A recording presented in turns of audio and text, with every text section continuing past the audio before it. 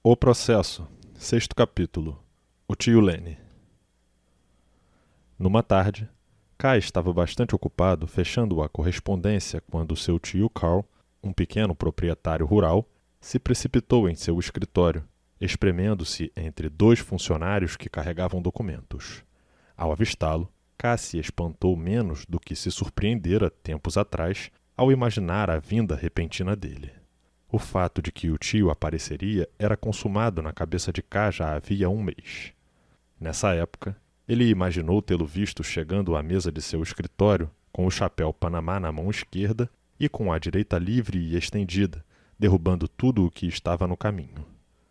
O tio estava sempre com pressa porque vivia obcecado pelo infeliz pensamento de que precisava realizar tudo aquilo que se propusera na sua estada de um dia na cidade grande, motivo pelo qual não podia deixar passar nenhuma conversa casual, um negócio ou alguma diversão.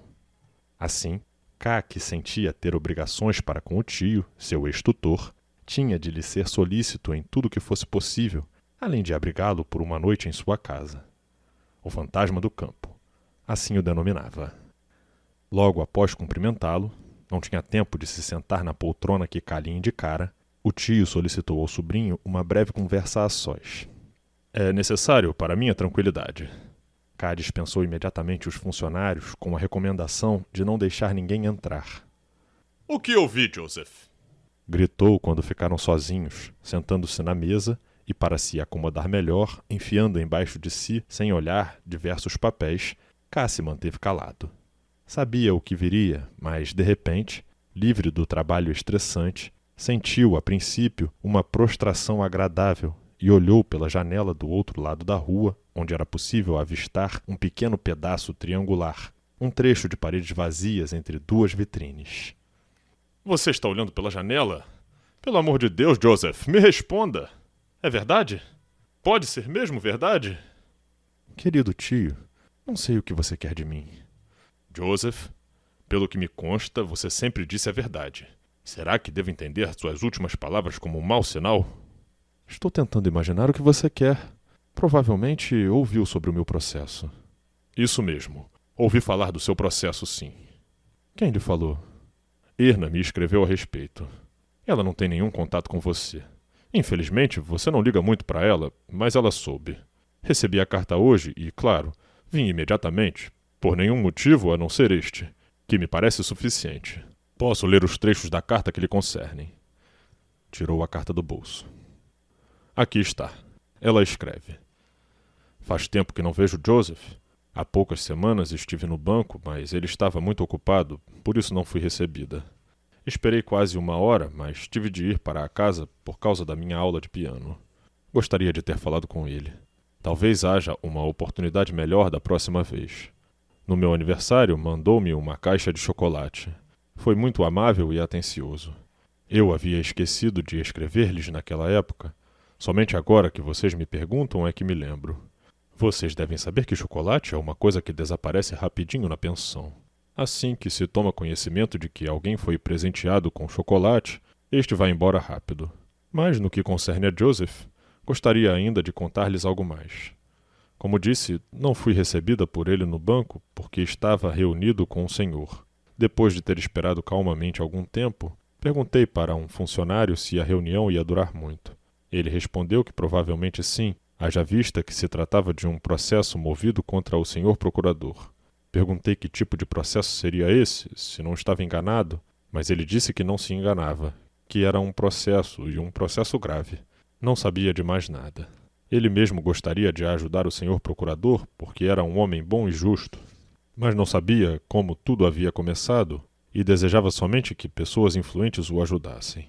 Isso certamente vai acontecer e tudo vai acabar bem, mas por enquanto não está assim tão bem. É o que se pode deduzir do humor do senhor procurador, disse ainda ao funcionário. Naturalmente, não dei muita importância a essa conversa. Tentei inclusive acalmar o simplório funcionário, proibi-lo de falar com outros a respeito do assunto e considerei tudo fofoca. No entanto, seria bom talvez que você, querido pai, se ocupasse disso na sua próxima visita. É mais fácil para você se inteirar com mais precisão e, se realmente for necessário, atuar por intermédio de suas inúmeras amizades influentes. Porém, Se não for necessário, o que é mais provável, pelo menos vai dar a oportunidade de sua filha abraçá-lo em breve, o que a alegraria muito. Uma boa menina, comentou o tio ao terminar de ler a carta, enxugando algumas lágrimas dos olhos. K concordou. Esquecera-se completamente de Erna em virtude dos diversos aborrecimentos dos últimos tempos. Até do aniversário dela havia se esquecido, e a história do chocolate foi claramente um motivo encontrado para protegê-lo do tio e da tia. Era muito tocante, e por certo, não era recompensa suficiente os ingressos de teatro que K, a partir de agora, pretendia enviar para Erna regularmente, mas não se sentia preparado para visitá-la na pensão, nem para conversar com uma colegial de 18 anos. E o que diz agora? Sim, tio, é verdade. Verdade? O que é verdade? Como pode ser verdade? Que tipo de processo? Por acaso é um processo penal? Sim, é um processo penal. E você aí sentado calmamente com um processo penal nas costas? Quanto mais calmo o senhor ficar, tanto melhor será para encontrarmos uma solução. Não tema. Não consigo me acalmar. Joseph, querido Joseph, pense em você, em seus parentes, em nosso bom nome. Você era até agora o nosso orgulho. Não pode ser nossa vergonha. Sua postura... Olhou para cá com a cabeça inclinada. Não me agrada. Nenhum réu inocente na posse de suas forças se comporta assim. Diga-me em poucas palavras do que se trata para que eu possa ajudá-lo. Provavelmente... Tem algo a ver com o banco? Não. K se levantou. Você está falando muito alto, querido tio. Com certeza o funcionário está com o ouvido grudado à porta escutando tudo. É muito desagradável para mim. Melhor sairmos. Vou responder a todas as suas perguntas o melhor que puder.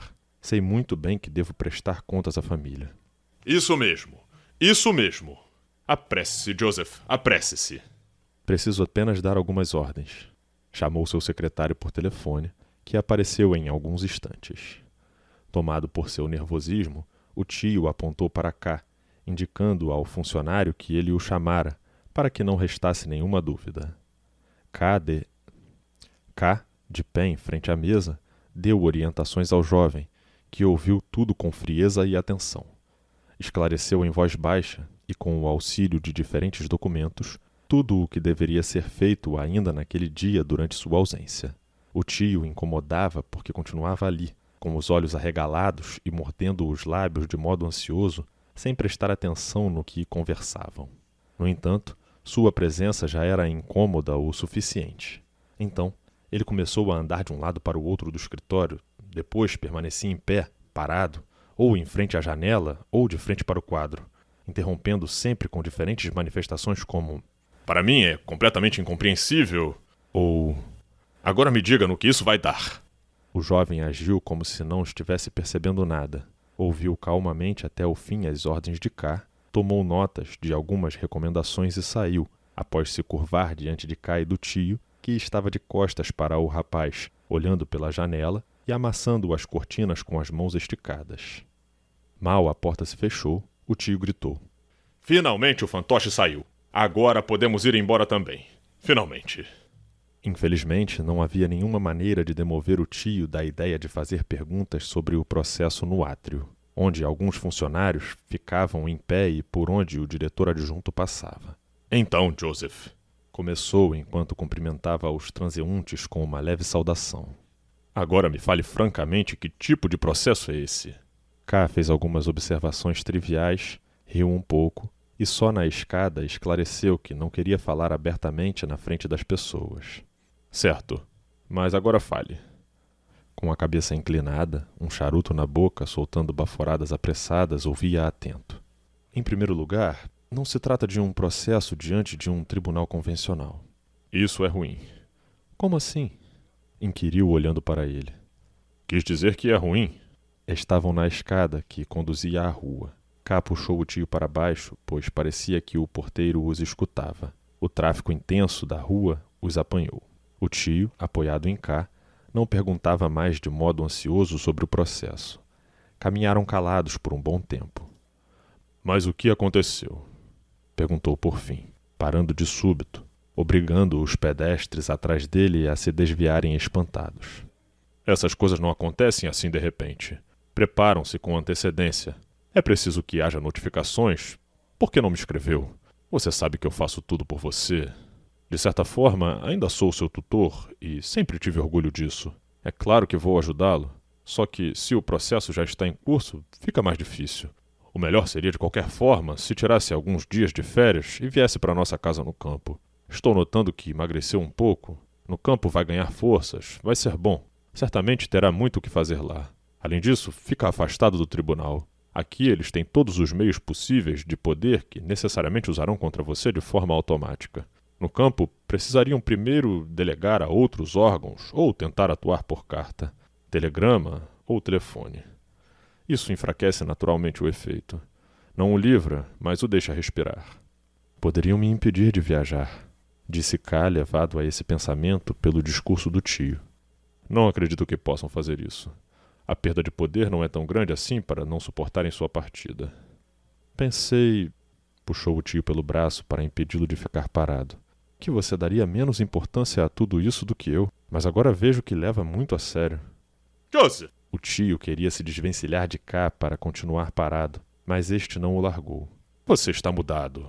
Sempre teve uma compreensão tão inteligente em relação às coisas e agora abandona tudo. Quer perder o processo?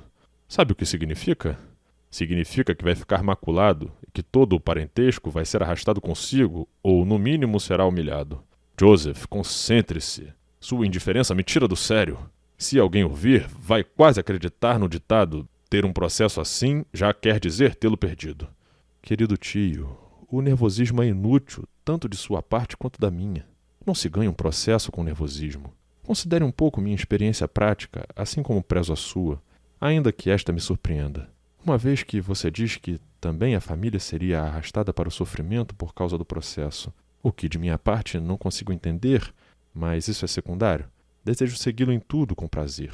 Só a estada no campo não considero vantajosa, segundo sua sugestão, pois significaria fuga e confissão de culpa. Sem dúvida, aqui sou mais perseguido. Por outro lado, posso proceder melhor no caso. Certo. Só dei essa sugestão porque, se você ficar aqui, o caso pode ser prejudicado pela sua indiferença e acho melhor que eu trabalhe em seu lugar. Contudo, se quer fazer as coisas do seu modo, é claro que será infinitamente melhor. Estamos de acordo, então? Tem alguma sugestão do que devo fazer primeiro? Naturalmente preciso refletir sobre o caso. Precisa pensar que estou há 20 anos quase ininterruptos no campo. Por isso se perde a energia para esse tipo de coisa. Diversas ligações importantes com personalidades que conhecem melhor o terreno se afrouxaram por si só. Fiquei um pouco isolado no campo, você sabe. Sem dúvida, percebe-se isso em tais situações. Em parte, seu caso chegou até mim de modo inesperado, embora curiosamente esperasse algo do gênero na carta de Erna, e tive quase certeza hoje pelo seu olhar. Mas isso é indiferente. O mais importante agora é não perdermos tempo. Enquanto falava, acenou para um carro. Após entrar no veículo, puxou K para dentro, ao mesmo tempo que dava um endereço para o motorista. Vamos falar com o advogado Oud. Foi meu colega na escola. Conhece o nome, não? Estranho. É muito famoso como defensor e advogado dos menos privilegiados. Pessoalmente tenho muita confiança nele como ser humano.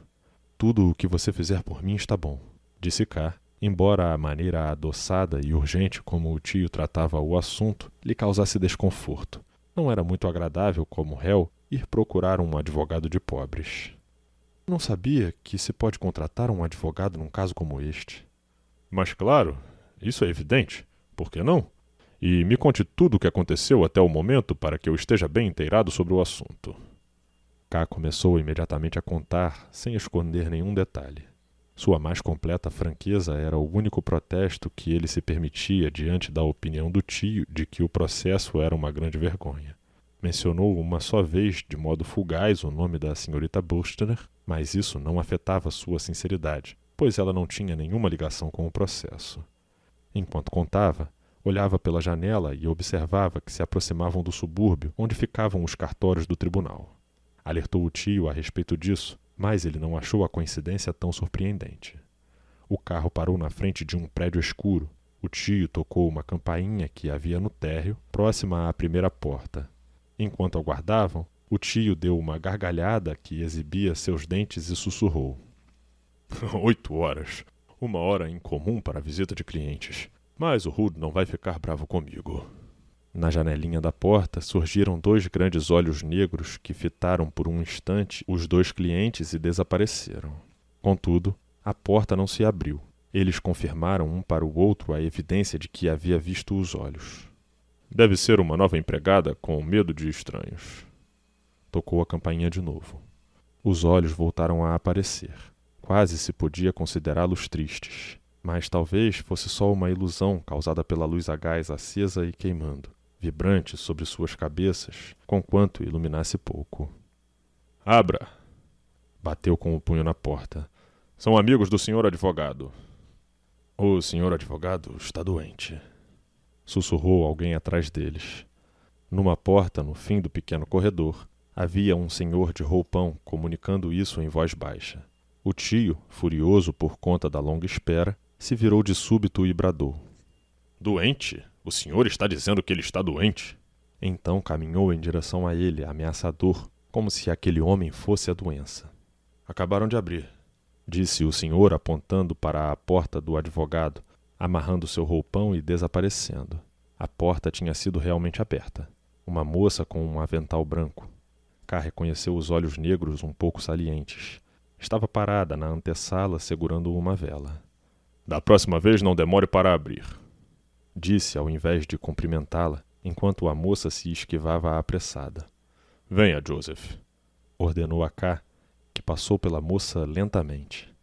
O senhor advogado está doente, disse, dado que o tio, sem se deter, se precipitou em direção a uma porta. K ainda fitava a moça, mesmo depois de ela já ter se virado. Ela tinha um rosto arredondado como a de uma boneca. Não apenas as bochechas pálidas e o queixo protuberante, mas também as têmporas e a testa eram largas. Joseph! Gritou de novo e perguntou para a moça em seguida.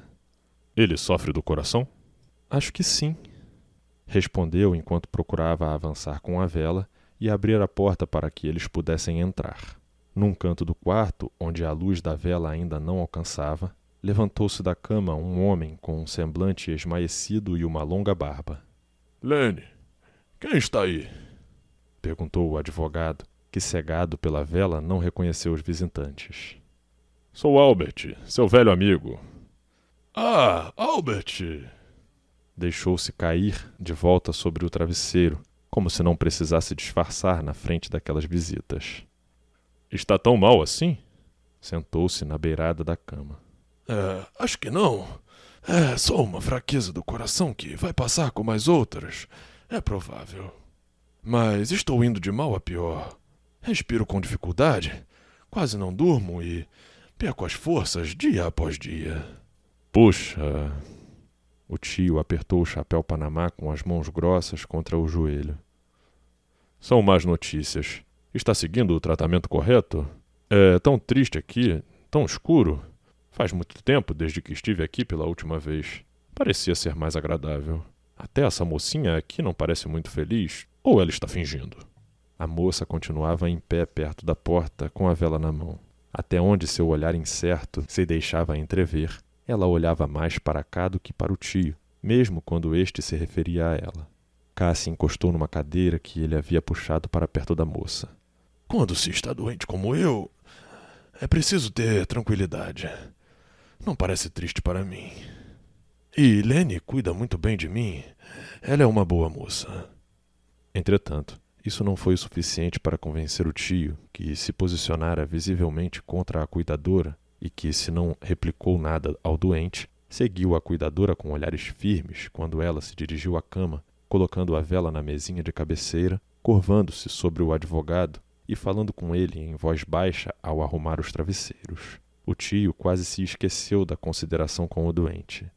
Ergueu-se e ficou caminhando atrás da moça de um lado para o outro, e K não teria se admirado se ele a tivesse agarrado por trás pelas saias e arrancado da cama. K observava tudo com tranquilidade. Até mesmo a doença do advogado não era tão inoportuna assim para ele, pois não conseguia se opor ao fervor que o tio revelara pelo seu caso. Ele aceitou com prazer a recusa que esse fervor tomava sem sua intervenção. O tio disse então, talvez só com o intuito de ofender a cuidadora. Senhorita, por favor, nos deixe a sós um momento. tenho um assunto pessoal para tratar com o meu amigo. A cuidadora, que ainda se encontrava curvada sobre o doente, esticando o lençol perto da parede, virou a cabeça e disse com calma, o que caracterizava uma perceptível diferença do discurso transbordante de raiva do tio. O senhor está vendo que ele está muito doente. Portanto, não pode tratar de assunto nenhum.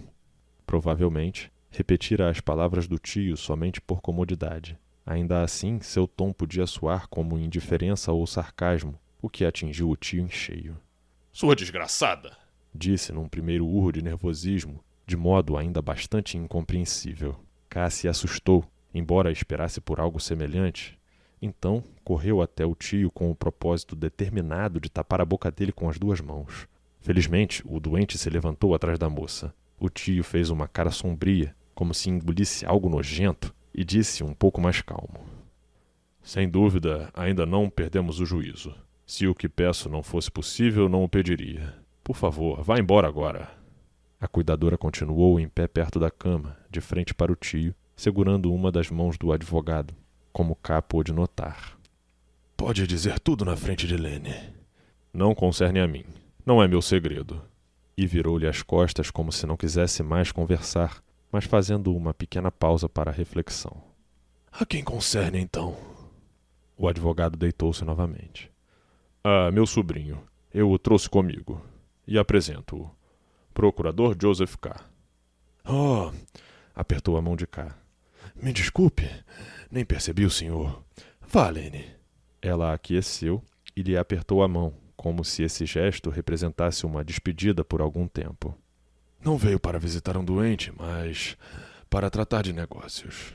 Era como se a suposição de que se tratava de uma visita a um doente tivesse paralisado o advogado. Agora ele parecia ter recobrado as forças. Permaneceu apoiado firme em um dos cotovelos, o que lhe devia ser muito cansativo, enquanto puxava a barba a partir de um fio do meio dela. Já parece bem mais saudável, desde que aquela bruxa saiu. Ele se interrompeu e murmurou. Aposto que está ouvindo. Deu um salto até a porta. Mas atrás da porta não havia ninguém. O tio voltou, não decepcionado, pois o fato dela não estar ouvindo lhe pareceu uma maldade ainda maior, mas amargurado. Você a interpretou mal, disse sem tentar proteger a cuidadora. Talvez quisesse expressar com aquilo que ela não precisava de ajuda. Então ele continuou num tom mais colaborativo. No que concerne ao caso do seu sobrinho, eu aceitaria de bom grado se tivesse forças para realizar essa difícil empreitada. Creio que minhas energias não sejam suficientes. De todo modo, não quero deixar de tentar todos os meios. Se eu não conseguir, posso recomendar outra pessoa. Para ser sincero, o caso me interessa muito, por isso não pretendo renunciar a qualquer participação. Se meu coração não suportar, no mínimo encontrará aqui uma digna oportunidade de falhar por completo. K não entendeu uma só palavra daquele longo discurso, então olhou para o tio como se procurasse uma explicação. Mas este estava sentado com a vela na mão perto da mesinha de cabeceira, onde caiu sobre o tapete um frasco de remédio. O tio assentia para tudo o que o advogado dizia. Estava de acordo com tudo e olhava a todo momento para K, com a exigência de concordância mútua. Será que o tio já havia falado com o advogado sobre o processo antes? Isso era impossível. Tudo o que acontecera até então depunha contra. Não entendo. Será que talvez eu tenha entendido mal? Perguntou o advogado, tão perplexo e constrangido quanto K. Talvez tenha me precipitado sobre o que você queria conversar comigo. Pensei que fosse do seu processo. Claro, dirigiu-se a K. O que você quer, afinal? Sim, é isso. Mas como o senhor sabe alguma coisa sobre mim a respeito do meu processo? É isso. Sou advogado. Transito nos círculos jurídicos. Falam-se de diferentes processos e eu guardo na memória quando, por acaso, diz respeito ao processo de um sobrinho de um amigo meu. Isso não é estranho. O que quer, afinal? Perguntou o tio de novo para K. Você está muito nervoso. O senhor transita nos círculos jurídicos? Sim. Você faz perguntas como uma criança. Com quem devo tratar, se não com pessoas da minha área? Aquilo soou tão irrefutável que K nem respondeu. O senhor trabalha no tribunal do Palácio da Justiça e não num tribunal do sótão do prédio. K gostaria de ter dito, mas conseguiu se conter e não falou nada. O senhor precisa pensar, continuou como se esclarecesse inutilmente e de passagem algo evidente, que devido ao meu trânsito tenho grandes vantagens para meus clientes e, sem dúvida, em diversos aspectos, mas não se deve falar disso. Claro que estou um pouco impedido por causa da minha doença. Apesar disso, recebo visita de bons amigos do tribunal e fico sabendo de algumas coisas. Talvez eu saiba mais do que muita gente em boa saúde o que passa o dia inteiro lá no tribunal. Por exemplo, agora tenho uma visita muito querida. E apontou para um canto escuro do quarto. Onde? Perguntou K num tom quase grosseiro num primeiro instante de surpresa. Olhou inseguro ao redor. A luz da pequena vela não ia assim tão longe, nem chegava a alcançar a parede da frente. Alguma coisa começou a se mexer lá no canto. À luz da vela, que o tio erguia mais alto agora, viu-se um velho sentado perto de uma mesinha. Ele não havia nem respirado e ficou assim bastante tempo sem ser notado. Levantou-se com dificuldade, visivelmente descontente com o fato de ter sido percebido. Pelo movimento das mãos, que se mexiam como pequenas asas, era como se quisesse evitar qualquer apresentação ou cumprimento, como se não quisesse incomodar de maneira alguma os outros com sua presença, como se pedisse urgentemente pela volta à escuridão e pelo esquecimento da sua presença ali. Contudo, isso não podia mais lhe ser concedido.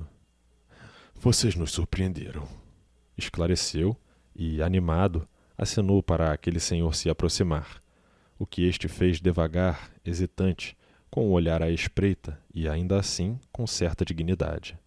O senhor diretor do cartório. Perdão, não fiz as apresentações. Aqui, meu amigo Albert K., seu sobrinho, o procurador K., e aqui o senhor diretor do cartório, que foi muito gentil em vir me visitar. Na realidade, o valor de uma tal visita só pode ser estimado por quem sabe quanto o caro diretor do cartório está atolado em trabalho. Apesar disso, ele veio. Conversamos sossegadamente, tanto quanto minha fraqueza permite. Não tínhamos proibido Lenny deixar as visitas entrarem, pois eu não estava esperando ninguém. Achávamos que devíamos ficar sozinhos, mas escutamos sua batida à porta, Albert, e o senhor do cartório foi com a mesa e a cadeira para o canto. Vê-se que, possivelmente, agora, caso haja desejo, podemos conversar de assuntos em comum e nos reunir de novo. Senhor diretor do cartório, vê-se que, possivelmente, agora, caso haja o desejo, podemos conversar de assuntos em comum e nos reunir de novo, senhor diretor do cartório. Disse anuindo com a cabeça e com um sorriso servil, apontando para uma poltrona perto da cama. Infelizmente, só posso ficar mais alguns minutos. Assentiu com a cabeça levemente na direção do tio, que parecia muito satisfeito com a nova amizade, mas, por conta da sua natureza, não conseguia demonstrar sentimentos de afeto, acompanhando as palavras do diretor do cartório com uma risada alta, porém embaraçada. Uma cena repugnante. K podia observar tudo com tranquilidade, pois ninguém se ocupava dele. O diretor do cartório, uma vez fora da sombra, dominou a conversa, como parecia ser um costume seu. O advogado, cujos primeiros sinais de fraqueza deviam ter servido para expulsar a nova visita, ouvia atento, com a mão na orelha. O tio, que agora portava a vela, equilibrava-a na sua coxa. O advogado olhava aquilo apreensivo. Logo se livrou do embaraço e começou a se encantar tanto com a forma da conversa do diretor do cartório, quanto com os suaves movimentos ondulares das suas mãos, que ele acompanhava. K, encostado na beirada da cama, foi completamente esquecido pelo diretor do cartório, talvez de propósito, e serviu de ouvinte para o velho senhor. Além do mais, mal entendia do que falava, e logo pensou na cuidadora, no tratamento indelicado que ela recebera do tio, e tentou se lembrar se já não tinha visto o diretor do cartório antes, talvez até mesmo na reunião de seu primeiro inquérito. Se não estava enganado, O diretor do cartório havia se introduzido na primeira fila entre os participantes da reunião, provavelmente entre os idosos de barbas ralas. De repente, todos pararam ao ouvir um barulho como de porcelana quebrada vindo da antessala. Vou ver o que aconteceu. K saiu lentamente, como se quisesse dar aos demais a oportunidade de detê-lo. Mal entrou na antessala tentando se orientar no escuro, quando sentiu sobre a mão que estava apoiada no batente outra mão, menor que a dele, fechando silenciosamente a porta. Era a cuidadora que o esperava ali. Não aconteceu nada. Joguei um prato contra a parede a fim de atraí-lo para cá. Perplexo, K murmurou. Também pensei na senhora. Tanto melhor. Venha. Deram alguns passos e chegaram a uma porta de vidro fosco que foi aberta pela moça. Entre. Era o escritório do advogado. Tanto quanto se podia ver a luz do luar, que iluminava apenas um quadrado do chão perto das duas grandes janelas, a sala estava mobiliada com móveis antigos e pesados. Por aqui. Apontou para um baú escuro com um encosto talhado de madeira. Ao se sentar, K olhou o cômodo ao redor. Era amplo e alto. A clientela modesta do advogado devia se sentir desconfortável ali dentro. K imaginou os clientes se aproximando da imponente escrivaninha em passos curtos, intimidados. Entretanto, se livrou rápido desse pensamento e teve olhos apenas para a cuidadora, sentada bem perto dele e quase o apertando no encosto lateral. Pensei que viria sozinho até mim, sem que eu precisasse chamá-lo. Foi estranho. Quando você entrou, primeiro olhou para mim quase diretamente e depois me deixou na expectativa. A propósito, pode me chamar de Lene. Acrescentou depressa, como se nenhum momento dessa conversa pudesse se perder. Com prazer. Lene, no que concerne à estranheza, porém, posso me explicar. A princípio, tive de ouvir a conversa fiada dos velhos senhores e não poderia sair sem um motivo. Em segundo lugar, não sou desrespeitoso. Ao contrário, sou até tímido. E você não demonstrava que poderia ser conquistado num piscar de olhos. Isso não é verdade, disse colocando um braço sobre o encosto do baú e fitando K. Mas você não gostou de mim e provavelmente não vai gostar agora. Gostar não é bem a palavra. Disse sorrindo e ganhando a atenção de K com um leve clamor e demonstrando certa superioridade sobre ele. K se manteve calado por um instante. Entretanto, ao se acostumar à escuridão do cômodo, conseguiu distinguir diferentes particularidades do mobiliário. Sobretudo, fixou o olhar num quadro pendurado à direita da porta e se curvou para a frente, a fim de vê-lo melhor. Representava um juiz vestido com uma toga, sentado numa cadeira semelhante a um trono, cujo ornamento dourado se destacava em diferentes pontos do quadrado. Havia algo em comum, pois esse juiz não parecia estar em paz, nem transmitia dignidade. Ele comprimia o braço esquerdo contra o espaldar da cadeira, mantendo, contudo, o braço direito totalmente livre, e segurava o braço da cadeira só com a mão no encosto, como se no momento seguinte fosse pular com um movimento violento e talvez escandaloso, para dizer algo decisivo ou proferir uma sentença. Podia-se imaginar o réu aos pés da escada, cujos degraus mais altos estavam cobertos com um tapete amarelo visível no quadro. Talvez seja o meu juiz, apontou para o quadro. Eu o conheço. Ele vem muito aqui. Essa pintura é da sua juventude, mas nem de longe ele é parecido com a figura representada, pois é de estatura minúscula. Apesar disso, ele se fez alongar no quadro. Afinal, é insensato e vaidoso, como todos aqui. Mas também sou vaidosa e muito infeliz, porque eu não lhe agrado. À última observação, K reagiu abraçando Lene e puxando-a para si. Em silêncio, ela apoiou a cabeça em seu ombro. Sobre o restante, ele perguntou. Qual era seu grau? Ele é juiz de instrução. Segurava a mão de K e brincava com seus dedos. De novo um juiz de instrução. Os altos funcionários se escondem. No entanto, ele está sentado num trono. Isso é tudo invenção. Na realidade, ele estava sentado numa cadeira de cozinha sobre a qual estava sobreposta uma sela de cavalo velha. Mas será que você só pensa no seu processo? Não necessariamente. Talvez até pense pouco nele.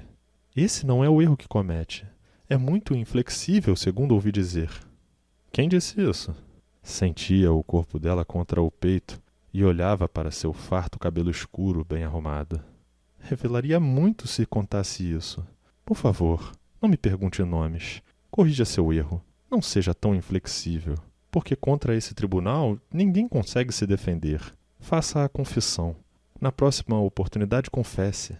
Apenas assim será dada a oportunidade de escapar. Contudo, mesmo isso não será possível sem ajuda externa. Mas não se angustie por causa dessa ajuda. Eu mesma vou providenciá-la. Você entende muito desse tribunal e das trapaças que são necessárias aqui, não é? Colocou-a em seu colo, pois ela se esfregava com muita força contra ele. Assim é melhor. Acomodou-se enquanto esticava a saia e ajeitava a blusa. Então envolveu o pescoço de cá, com seus braços, e jogou-se para trás, fitando-o demoradamente. Se eu não fizer a confissão, não poderá me ajudar? Testou-a. Cortejo as ajudantes, pensou K, quase admirado.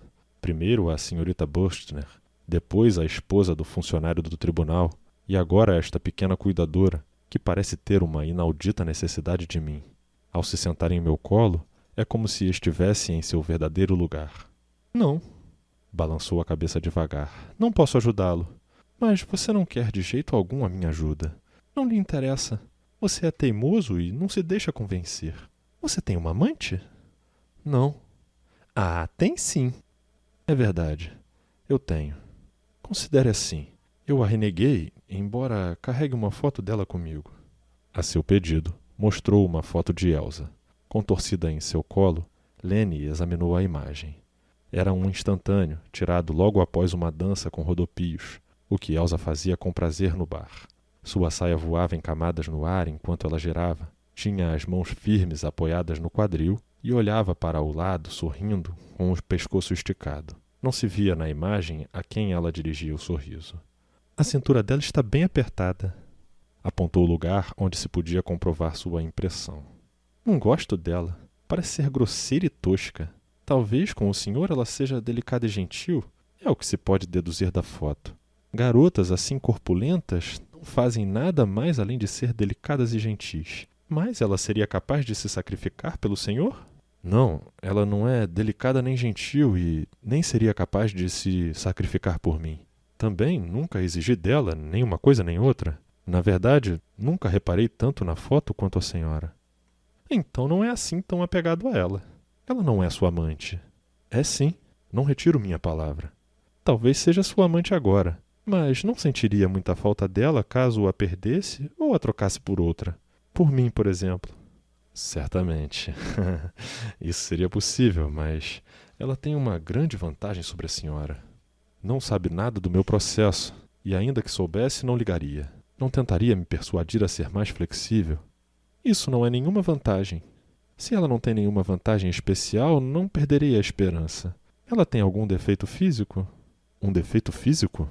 Sim, tem um defeitinho, olha aqui. Esticou o dedo médio e o dedo anular da mão direita. A ligação de pele entre eles alcançava quase a falange mais alta do dedo menor. No escuro, K não percebeu de imediato o que ela queria mostrar. Por isso, Lene conduziu sua mão para que ele a tocasse. Mas que truque da natureza! Disse como se tivesse olhado a mão inteira. Que garra mais charmosa! Com certo orgulho, Lene olhou como K puxava e juntava seus 2 dedos, até que finalmente ele os beijou de modo fugidio e os soltou. Oh, o senhor me beijou! De modo apressado e com a boca aberta, Lene ficou de joelhos sobre o colo dele. K, quase atônito, a fitava. Agora que ela estava tão perto, ele sentia vir dela um cheiro ácido, excitante, como se fosse pimenta. Lene puxou a cabeça dele para si, curvou-se sobre ele, mordeu e beijou seu pescoço até onde se iniciavam seus cabelos. Veja, o senhor a trocou por mim! Então o joelho dela escorregou e, emitindo um gritinho, Lene quase caiu sobre o tapete. Mas K a abraçou para evitar sua queda e foi arrastado em sua direção. Agora você me pertence. Aqui está a chave da casa. Venha quando quiser. Foram suas últimas palavras e um beijo sem alvo alcançou suas costas enquanto ele saía. Ao chegar ao portão caía uma chuva fina. Ele queria ir para o meio da rua para talvez ainda ver Lene pela janela, quando, de um carro que o esperava na frente da casa, e que K não notara por estar distraído, saiu o tio, que o agarrou pelo braço e o empurrou contra o portão do prédio, como se quisesse pregá-lo ali. Rapaz, como pode fazer isso? Você prejudicou terrivelmente seu caso, que até estava indo por um bom caminho. Esconder-se com uma coisinha suja, que ainda por cima é claramente amante do advogado, e ficar longe todo esse tempo? Nem procura uma desculpa, não disfarça. Pelo contrário, corre pra ela e fica lá. Enquanto isso, ficamos sentados, o tio, que se esforça por você, o advogado, que deve ser conquistado para o seu caso, e o diretor do cartório, esse grande senhor que controla seu caso do estágio atual. Queremos discutir como é possível ajudá-lo. Preciso tratar o advogado com cuidado. Este, por sua vez, e o diretor do cartório, e você deveria ter todos os motivos para, no mínimo, me apoiar. Em vez disso, você se ausentou. Por fim, não se pode mais disfarçar. São homens educados, experientes. Não falam a respeito, me poupam, mas, afinal, não conseguiram mais se conter e, como não puderam falar do caso, se calaram. Ficamos lá sentados em silêncio por muitos minutos, esperando para ver se você vinha ou não. Tudo em vão. Então, o diretor do cartório levantou-se, pois permanecera mais tempo ali do que a princípio gostaria, e despediu-se, visivelmente lamentando o fato de não poder me ajudar. Esperou à porta mais um pouco, com uma amabilidade indefinível, e foi embora. Sem dúvida, fiquei feliz quando ele se foi. Já não conseguia mais respirar. Tudo isso teve um efeito ainda pior sobre o advogado que está doente. O pobre homem não conseguia mais falar quando me despedi dele. Você provavelmente contribuiu para o seu abatimento completo, apressando a morte de um homem de quem depende. E a mim, seu tio, você deixa aqui na chuva. Sinta como estou molhado de tanto esperá-lo. Canal Rafa Lee. Se inscreva, deixe seu like, contribua financeiramente através dos links na descrição do vídeo.